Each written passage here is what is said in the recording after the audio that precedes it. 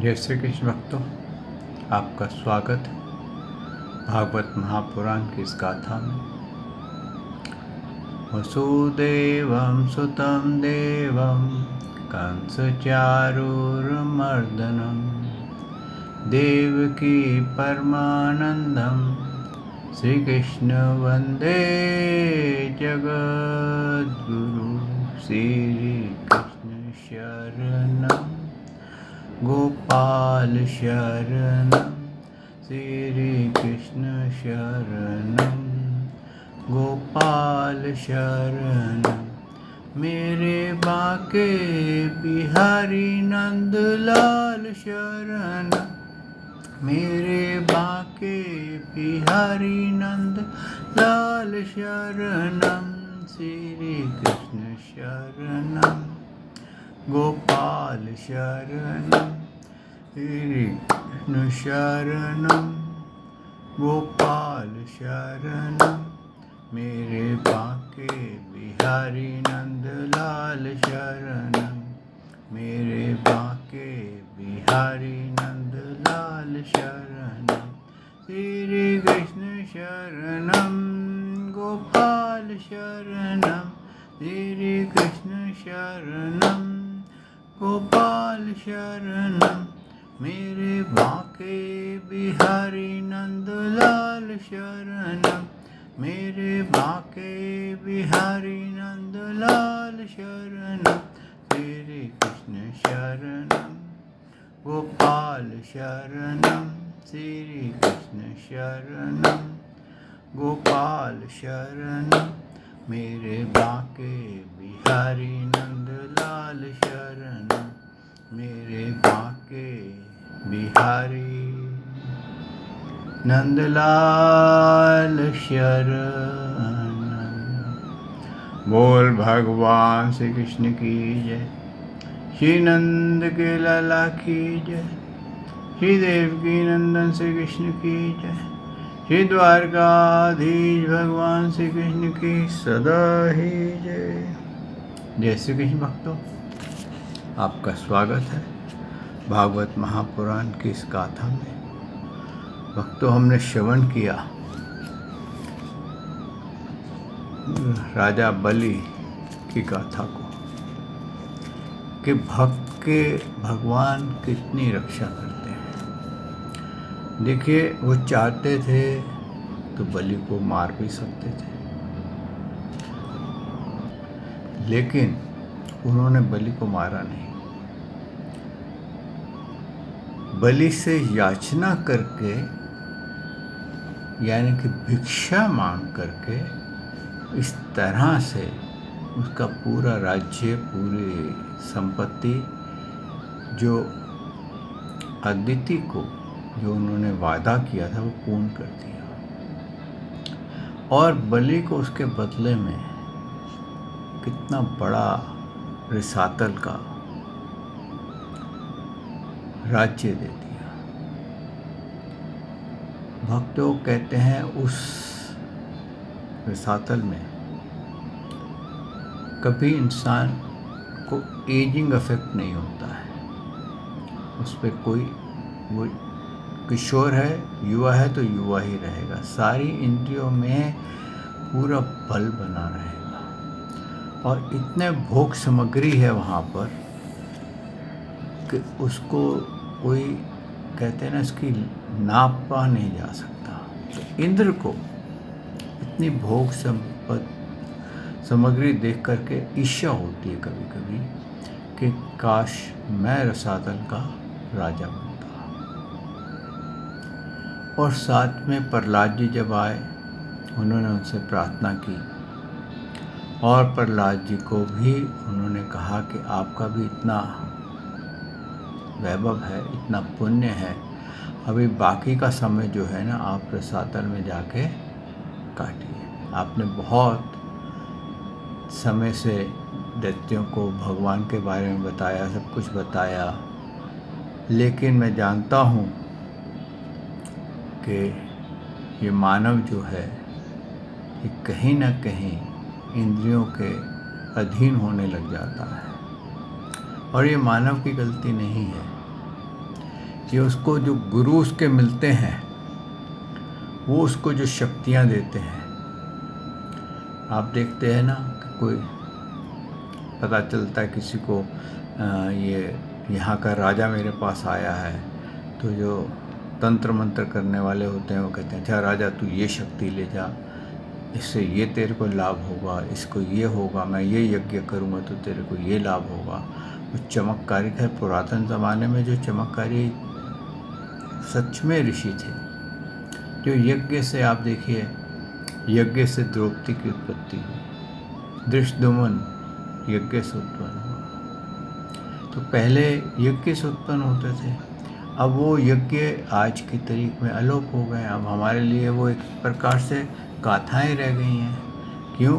कि हमारे पीढ़ी दर पीढ़ी ने ये समझा ही नहीं कि इस विद्या को सीखा जाए, इस विद्या का कार्य किया जाए। क्योंकि विद्या सीखने के लिए परिश्रम करना पड़ता है और परिश्रम के लिए समय देना पड़ता है, जो हमारे पास कलयुग जैसे जैसे बढ़ रहा है, हमारे पास ना तो परीक्षा देने के लिए समय है, ना परिश्रम करने के लिए समय है।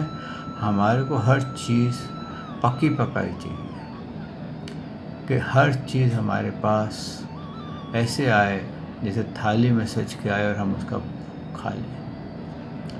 आज आप जो मोबाइल के फीचर देख रहे हैं, ये मोबाइल नहीं होने पर भी ऐसी विद्या अवेलेबल थी कि इंसान कहीं भी बैठा हुआ हो, वो कहीं पर भी किसी भी जगह से अपने घर वालों से, अपने परिवार से, अपने शिष्यों से बात कर लेता था।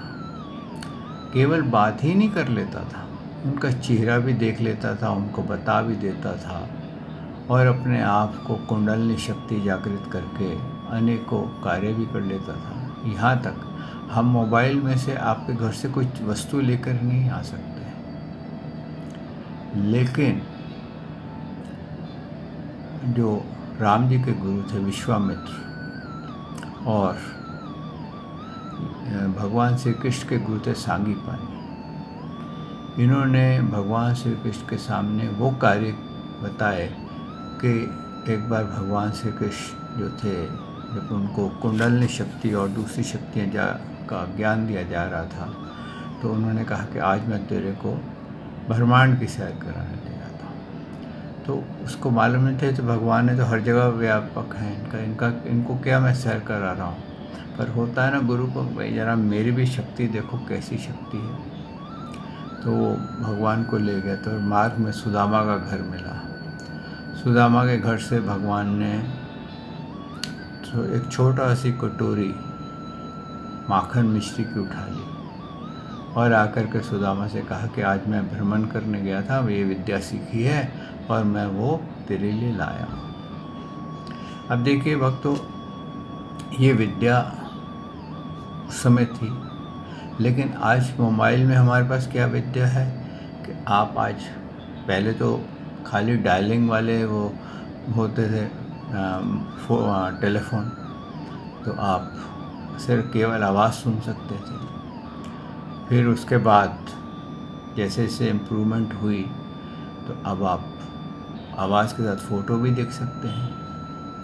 लेकिन आप फ़ोटो देख सकते हैं चाहे कितनी भी दूर हैं, लेकिन आप इस मोबाइल से कोई वस्तु उठा नहीं सकते। यानी कि आप मेरे घर पे आए या मैं आपके घर पे, आपके मोबाइल में मेरी प्रोजेक्शन हो रही है, तो मैं चाहूँ कि आप यहाँ पर कुछ बना तो मैं उसका टेस्ट देख लूँ, या मैं वहाँ पर आपके साथ बैठकर कैसे बात करूँ जैसे कि मैं साक्षात हूँ, वो चीज़ अभी तक बनी नहीं है। क्यों? कि वो अध्यात्म थी, ये टेक्निकल है। तो टेक्निकल नॉलेज क्या है? ये साइंटिफिक नॉलेज है, और साइंटिफिक नॉलेज आध्यात्मिक नॉलेज के बहुत पीछे होती है। वो ये शक्ति बताती है कि हमारा जो ब्रेन है, आप यकीन मानेंगे हम अपने ब्रेन का केवल 5 to 6% हम यूज़ करते हैं। हमारा सारा ब्रेन एम्प्टी पड़ा रस्टेड हो चुका है। उसी प्रकार से जैसे कि आप, कोई गाड़ी है, उसको नहीं चला रहे, खड़े खड़े खड़े खड़े वो जंग पकड़ लेता है। लेकिन जब वो आप गाड़ी चलाते थे तो वो गाड़ी की ताकत बहुत थी। अब क्या हुआ, अब गाड़ी चलाने में मेहनत लगती थी। इसी प्रकार से हमने अपने ब्रेन को रेस्ट्रिक्ट करना शुरू कर दिया। हम आज इस हालात में पहुंच गए हैं कि अगर हमारे को कैलकुलेशन करनी हो तो हमारे को हर वक्त कैलकुलेटर की सहारा चाहिए। पहले ज़माने में जब हमारे माता पिता होते थे तो बहुत सारे हिसाब में वहियाँ होती थी। लाखों रुपए का अकाउंट मैनुअली काउंट किया जाता था और एक पैसे की भी उसमें मिस्टेक नहीं होती थी। आज ये हालत है भक्तों कि हमारे को 95 इंटू 108 प्लस करना हो तो हमारे को कैलकुलेटर लगेगा, एकदम हम नहीं बता सकेंगे। हमारे को मल्टीप्लिकेशन करनी हो तो हमारे को मल्टीप्लिकेशन समझ में नहीं आएगी। हम 13 का पहाड़ा टेबल बोलेंगे भूल जाएंगे, 20 का बोलेंगे भूल जाएंगे। उन दिनों में ये तुम्हारे बचपन में था कि 16 तक के हमारे को टेबल याद कराए जाते थे। लेकिन आज मेरी भी हालत ये है कि आप में से बोले 16 का टेबल बोलो तो मैं नहीं बोल सकूँ। क्यों? कि उसको हमने फ्रेज आउट कर दिया, कभी यूज़ ही नहीं किया।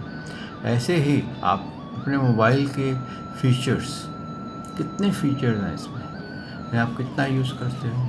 हार्डली आप मुश्किल से 5 या 7 फीचर यूज़ करते हैं एक फ़ोन में। एवरेज आदमी 3 से 4 फीचर से ज़्यादा यूज़ नहीं करता। और जो हमारे जैसे आदमी हम हैं, हम लोग सिर्फ 2-3 फीचर्स यूज़ करते हैं। व्हाट्सएप का यूज़ करते हैं, गैलरी यूज़ करते हैं, फ़ोन यूज़ करते हैं, मैसेज यूज़ करते हैं। इसके अतिरिक्त हम उसका कोई दूसरा फीचर यूज़ नहीं करते हैं। अब हुआ क्या, अब मेरे को आप बोलें कि गूगल के अंदर ये फीचर्स अवेलेबल हैं तो मुझे समझ में नहीं आएगी, मैं यूज़ नहीं कर सकूँगा। ऐसे ही वक्तों हमारे ब्रेन के जो फीचर्स थे अपने आप को प्रोजेक्ट करने के, भगवान से साक्षात बात करने के, हमने उस चैनल को ऑफ कर दिया है। आज हम उस चैनल को खोलने की कोशिश कर रहे हैं। ये सही है कि बहुत डीप मेडिटेशन कर के हम किसी तरीके से ज़बरदस्ती उस चैनल को थोड़ा खोल लेते हैं और हम महसूस करते हैं कि भगवान आज हैं। लेकिन उसके अंदर कितने % का विश्वास होता है? फिर भी हमारे को 100% यकीन नहीं होता है। क्यों नहीं होता है?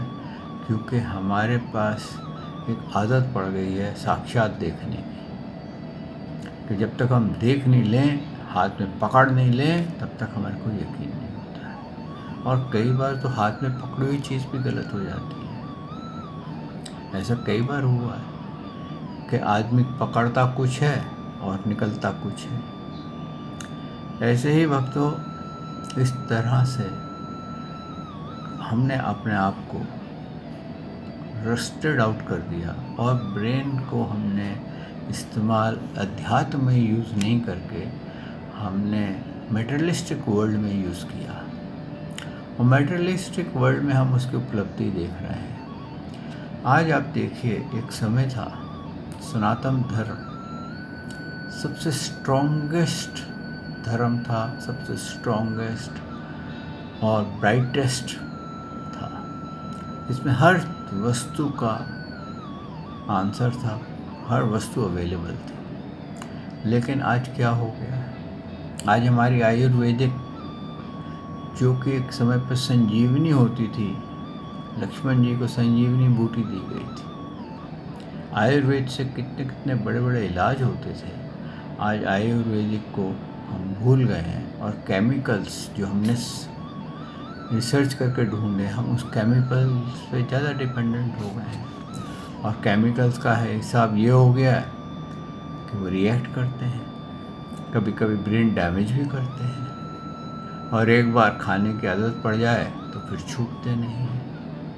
पहले कभी कोई रक्तचाप यानी कि ब्लड प्रेशर होता था तो उसको सही कर लेते थे, उसको दोबारा औषधि की ज़रूरत नहीं पड़ती थी। आज क्या हालत है, आज आप औषधि खानी पड़ रही है। मधुमेह, डायबिटीज़ जिसको है उसका कोई लाइलाज हो रही है।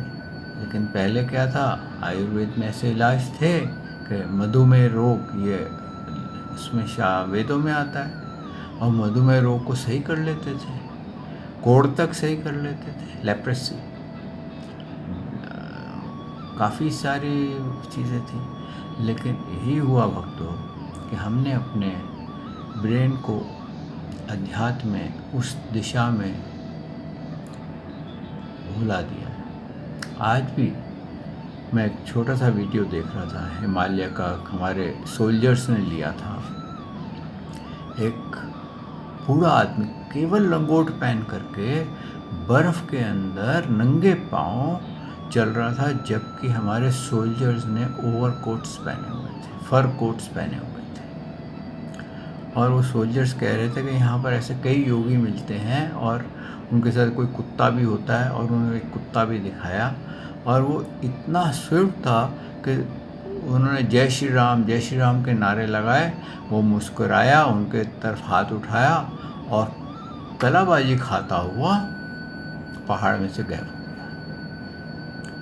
तो भक्तों, अब ऐसे भी योगी हैं, कब से तपस्या कर रहे हैं, क्या हैं, कितना उनका है, लेकिन उन्होंने क्या करा है, वो अपनी सुपरमेसी के लिए या अपने कारण से वो हमारे को अपना ज्ञान, ना तो हम उनके शिष्य बन रहे हैं, ना वो हमारे गुरु बन करके, क्योंकि वो हिमालय से बाहर नहीं आएंगे, हम हिमालय में ही जाएंगे, तो ये ज्ञान अलोप होता जा रहा है। तो भक्तों, कहने का तात्पर्य ये है कि अध्यात्म में जितना भी आप बढ़ेंगे उतनी आपको शांति मिलेगी, जितना भी आप पॉजिटिव रहेंगे, निंदा स्तुति से बचेंगे।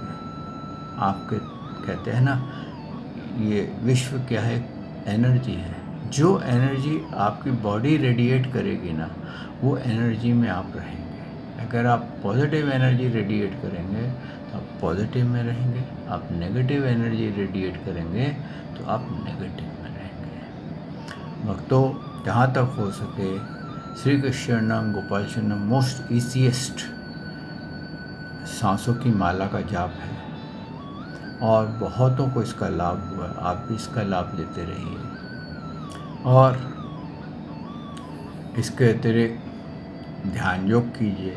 कोई ऐसा नहीं है कि आपको कोई बड़ा गुरु सिखाएगा तो आपको आएगा, वो आपको कुछ नहीं आता ना। आप केवल जितनी देर आँख बंद करके अपने थॉट्स को ज़ीरो करके, यानी कि कोई थॉट ना आए, अगर आप 1 मिनट बैठते हैं, 2 मिनट बैठते हैं, 30 सेकंड बैठते हैं, उतना ही बैठिए और हल्के हल्के अभ्यास को बढ़ाते जाइए जब तक आपके ज़ीरो थॉट्स रहती हैं। जैसे ही आपको थॉट्स परेशान करने लग जाएं, आप ज़बरदस्ती मत कीजिए और हल्के हल्के आंखें खोल करके श्री कृष्णम गोपाल शरणम गाते रहिए। आइए भक्तों, इस भागवत को आज आरंभ करते हैं। अष्टम स्कंद का आज विश्राम है। सच्चिदानंद रूपाय विश्वोत्पत्ते आदि हेतवे ताप्तय विनाशाय श्री कृष्णाय वयं नमो नमः। श्री कृष्णाय वयं नमो नमः। श्री कृष्णाय वयं नमो नमः। श्री कृष्णाय वयं नमो। बोल देवजे पूर्ण ब्रह्म भगवान श्री कृष्ण की सदा ही जय। आज भक्तों 24वां अध्याय अष्टम स्कंद का अंतिम अध्याय है और प्रथम स्कंद का प्रथम खंड का, क्षमा करें, ही यहाँ विश्राम होता है। भक्तों, ये गाथा जो है ये भगवान मत्स्य अवतार की गाथा है। भगवान ने मत्स्य अवतार लिया था और ये उस समय हुआ था जब एक किस्म से महाप्रलय हो रही थी, यानी कि ब्रह्मा जी शयन करने जा रहे थे और तब से अब तक 7 मनवंतर निकल गए हैं, 7वां मनवंतर चल रहा है।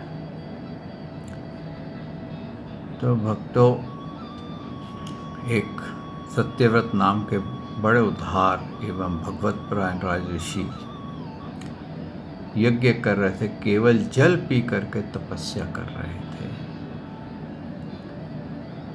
और वही सत्यव्रत वर्तमान महाकल्प में विश्वान सूर्य के पुत्र श्रद्धादेव नाम से विख्यात हुए और उन्हें भगवान वैवस्वत मनु बना दिया।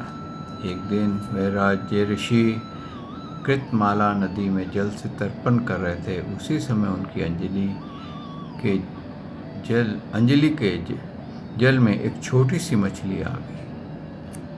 परीक्षित, द्राविड़ देश राजा ने सत्यव्रत ने अपनी अंजलि में आई हुई मछली को जल में के साथ ही फिर से नदी में डाल दिया और उस मछली ने बड़ी करुणा के साथ परम दयालु राजा सत्यव्रत से कहा, राजन, आप बड़े दीन दयाल हैं।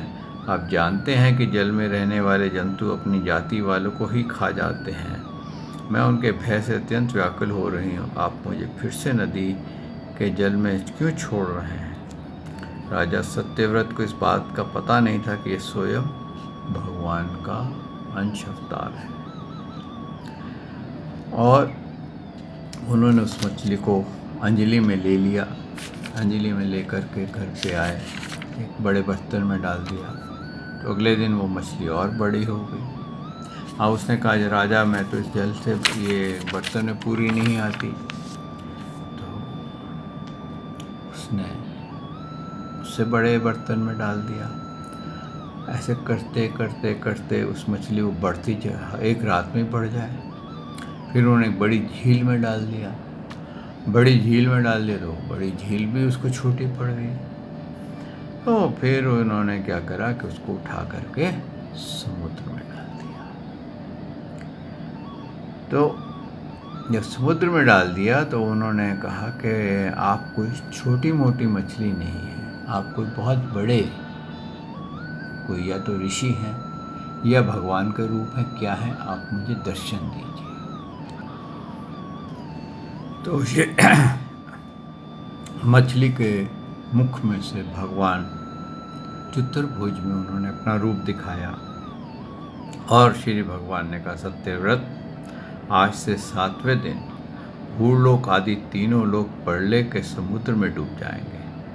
उस समय जब ये तीनों लोग प्रलयकालीन जलराशि में डूबने लगेंगे, तब मेरी प्रेरणा से तुम्हारे पास एक बहुत बड़ी नौका आएगी।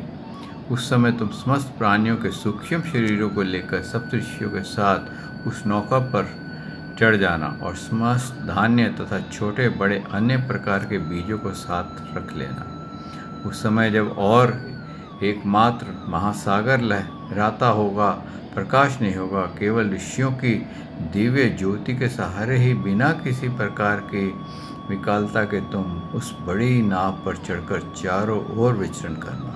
जब प्रचंड आंधी आने चलने के कारण नाव डगमाने लगी, तब मैं इसी रूप में वहाँ आ जाऊँगा और तुम लोग वसुकी नाग के द्वारा उस नाव को मेरे सींग में बांध देना। देखिए क्या है, ये भगवान ने प्रलय के समय इस सत्यव्रत को आदेश दिया था कि सबके सूक्ष्म शरीर क्या है, हमारे लिंग सहित आत्माएं, उन सबको उस नौका पे रख लेना और सप्तऋषियों को रख लेना। क्योंकि सप्तऋषियों में क्या है कि एक प्रकाश से उनके शरीर से ज्योति निकलती है, जो प्रकाश निकलता है। अगर आपको यकीन ना हो तो आप कभी गूगल सर्च कीजिएगा, तो उसके अंदर महासागर के अंदर ऐसे बहुत सी मछलियां हैं जिनके अंदर एक सींग सा लगा हुआ है या कुछ लगा हुआ है और उसमें से एक लाइट निकलती रहती है। यानी कि उसके अंदर कहते हैं कि हमारे जीव आत्माएँ जो कि सूक्ष्म शरीर से हैं, बैक्टीरिया जिसको बोला जाता है, वो उनके उसमें रहते हैं। तो इस प्रकार से उन्होंने कहा और फिर वैसा ही हुआ जैसा उन्होंने बताया था। और उनके कहने के बाद क्या हुआ, उन्होंने उसके सींग पर नौका बांध दी और फिर भगवान ने उनको वेदों का ज्ञान दिया। और फिर आगे सुखदेव जी कहते हैं, परीक्षित, जब राजा सत्यव्रत ने इस प्रकार प्रार्थना की तब मत्स्य रूपी धारण पुरुषोत्तम भगवान ने प्रलय के समुद्र में विहार करते हुए उन्हें आत्म तत्व का उपदेश दिया।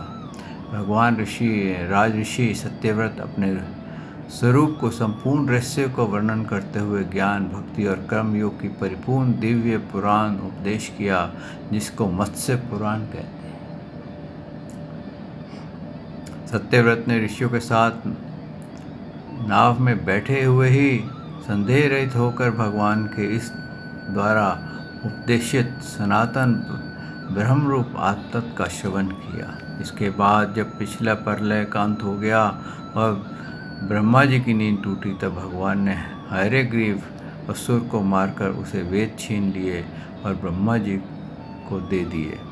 भगवान की कृपा से राजा सत्यव्रत ज्ञान और विज्ञान से संयुक्त होकर के इस कल्प में व्यवस्थित मनु हुआ।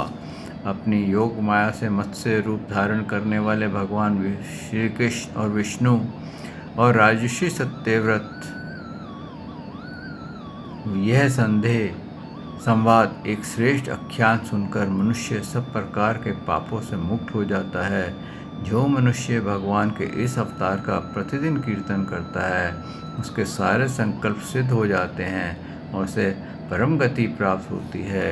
प्रलयकालीन समुद्र में जब ब्रह्मा जी सो गए थे, उनकी सृष्टि शक्ति लुप्त हो चुकी थी। उसी समय उनके मुख से निकली हुई श्रुतियाँ चुरा कर हयग्रीव दिव्य दैत्य पताल में ले गया। भगवान ने उसे मारकर वह श्रुतियाँ ब्रह्मा जी को लौटा दी एवं सत्यव्रत तथा सप्तऋषियों को ब्रह्मतत्व का उपदेश किया। उन समस्त जगत के परम कारण लीला मत से भगवान को मैं नमस्कार करता हूँ। भक्तों, यहाँ पर आज 24वां अध्याय 7वें स्कंद क्षमा करें 8वें स्कंद का पूर्ण यहाँ विश्राम होता है और ये प्रथम खंड का भी विश्राम है। कल प्रभु ने चाहा तो हम 9वां स्कंद का अध्ययन करेंगे और इसको आगे चलेंगे। आपने ये जो लीला सुनी है ये बिल्कुल सत्य है। आप गूगल सर्च करिए, हर एक रिलीजन में ये आती है, हर एक उसमें आती है कि पृथ्वी जो थी जल के अंदर आ गई थी और इसका कहीं ठोर नहीं मिल रहा था और वो एक बड़ी नौका आई और उसको वो किनारे, मतलब उसमें ये सब सूक्ष्म शरीर के साथ एक व्यक्ति, एक राजा उसमें आया और उसको भगवान ने पूर्ण ज्ञान दिया था। तो भक्तों, आज यहीं इसको विश्राम करते हैं। कल प्रभु ने चाहा तो आपकी सेवा में मैं फिर हाजिर होऊंगा। श्री कृष्ण शरणम गोपाल शरणम, श्री कृष्ण शरणम गोपाल शरणम, मेरे बाके बिहारी नंदलाल शरणम, मेरे के बिहारी नंदलाल शरणम, श्री कृष्ण शरणम गोपाल शरणम, श्री कृष्ण शरणम गोपाल शरणम, मेरे बाके बिहारी नंदलाल शरणम, मेरे बाके बिहारी नंदलाल शरणम। बोल भगवान श्री कृष्ण की जय, श्री नंद के लला की जय, हे देवकी नंदन श्री कृष्ण की जय, श्री द्वारकाधीश भगवान श्री कृष्ण की जय। बोल देवादिदेव पूर्ण ब्रह्म भगवान श्री कृष्ण की सदा ही जय। जय श्री कृष्ण भक्तों।